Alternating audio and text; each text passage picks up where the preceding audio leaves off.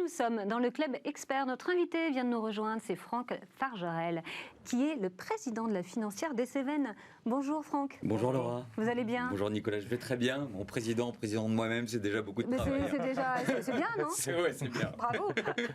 Vous êtes avec nous pour le fonds de la semaine. Déjà, quel fonds vous avez choisi?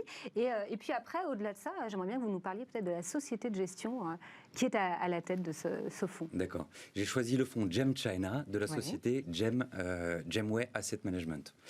C'est une société de gestion française, encore à taille humaine, qui est basée sur un processus dit de stock picking. Donc le stock picking, pour nos téléspectateurs, c'est leur capacité à aller à la rencontre des sociétés, c'est-à-dire rencontrer le management, pas simplement le top management, puisque vous avez des présidents qui sont toujours ravis de recevoir des investisseurs, mais également le middle, donc de comprendre vraiment la stratégie, ensuite de faire une analyse fondamentale des comptes de la société, puis de bien comprendre le développement d'elle-même. C'est le genre de petite boutique de gestion française que, en tout cas, j'affectionne, puisqu'elle est indépendante et elle nous ressemble, nous, humbles conseillers en gestion de patrimoine indépendants. GEM China, bon, je pense que la thématique d'investissement est assez claire. On parle de Chine. C'est d'ailleurs assez intéressant de voir que la première chose que vous mettez en avant, c'est le fait d'aller à la rencontre des dirigeants. Pourquoi, du coup, aller chercher un fonds en Chine ? Alors, c'est une bonne question. Alors, tout d'abord, l'équipe de gestion possède 2 Chinoises dans les analyses, c'est important. Rappelons-nous que la Chine, c'est quand même la seconde économie mondiale, avec un PIB de 16 493 milliards de dollars, ces chiffres sont exacts. Derrière les États-Unis qui occupent la première place. La France vient de faire son apparition à la 5e place en termes de PIB. Donc, la Chine représente 20% de l'économie mondiale et 11% de la capitalisation boursière. Elle est devenue trop grande et trop importante pour être ignorée dans une allocation d'actifs correctement diversifiée. Alors, c'est vrai que la Chine fait beaucoup parler d'elle ces derniers temps. Est-ce que vous pensez que c'est le bon moment aujourd'hui pour aller investir en Chine? Alors, très bonne question, Laura.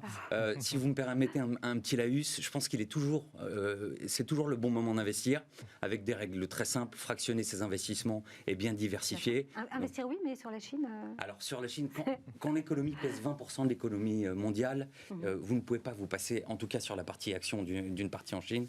Je pense qu'en effet, c'est le bon moment, puisque les marchés ont été secoués cette année, pour 2 raisons principales. La première, le renforcement de la régulation, pardon. Donc ils ont arrêté les lois, enfin ils ont mis en place la loi antitrust pour éviter les positions dominantes.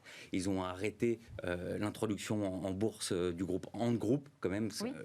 Pékin a tapé du poing sur la table pour reprendre. Oui, justement, c'est pas forcément rassurant pour les investisseurs de voir qu'une entreprise peut du coup être freinée d'un coup d'un seul dans sa croissance par le gouvernement. Alors, en effet, c'est pas rassurant. Et quelque part, puisque si le gouvernement régule un peu le marché chinois, ça veut dire que toutes les questions qu'on pouvait se poser sur la sombritude du marché chinois deviennent de plus en plus claires, et c'est pour ça, je pense, que le gouvernement va faire ça. Au moins l'environnement est clair, c'est ce que vous nous dites. Au moins on sait où on va. Un peu plus de visibilité. Et justement, la Chine, elle a plusieurs particularités pour les investisseurs. C'est vrai qu'on n'investit pas en Chine de la même manière qu'on investit en France. Il faut connaître ce marché et il faut savoir un peu où est-ce qu'on va. Est-ce que vous pouvez nous dire un petit peu quelles sont les particularités du marché chinois pour les investisseurs? Alors, pour les investisseurs, le marché chinois a 2 particularités. Déjà, c'est la divergence de son cycle économique due à la prépondérance de son marché intérieur. Rappelons-nous, 1,4 milliard d'habitants en Chine, donc un marché intérieur très puissant, une consommation en berne. Et une volonté du gouvernement de s'appuyer de plus en plus dessus, effectivement. Exactement, on parle de la classe moyenne, le China Consumer, depuis quelques années. Le second point qui est quand même très important, c'est la totale dépendance de la Banque centrale chinoise qui ne correspond pas au même mouvement que les banques centrales des pays développés. Ce qui font 2 facteurs, je pense, intéressants pour les investisseurs vers le marché chinois. Alors du coup, il y a quand même une question importante, c'est côté performance.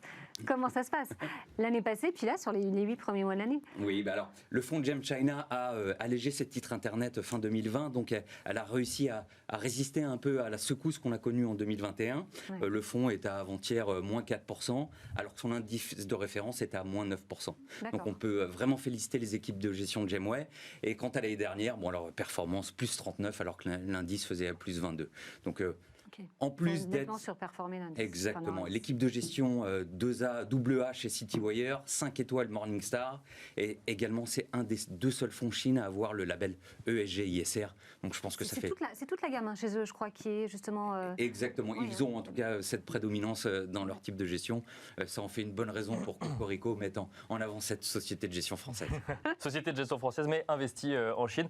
Bon, c'est intéressant quand même, hein, quand on lit toute l'actualité économique, de voir que finalement, il y a des gens qui disent ok, bon, le gouvernement chinois prend telle ou telle décision, c'est peut-être à l'encontre de la croissance des grosses entreprises ou autres, mais globalement, en tant qu'investisseur, ça veut dire qu'on sait où on va. C'est un discours qu'on a un peu moins entendu et je trouve ça intéressant de l'entendre. J'ai envie pour finir, on a un peu plus de visibilité, même si la Chine garde quelques aspérités et une particularité qui font que c'est un marché totalement différent du nôtre. Donc on va sur les marchés émergents. Oui.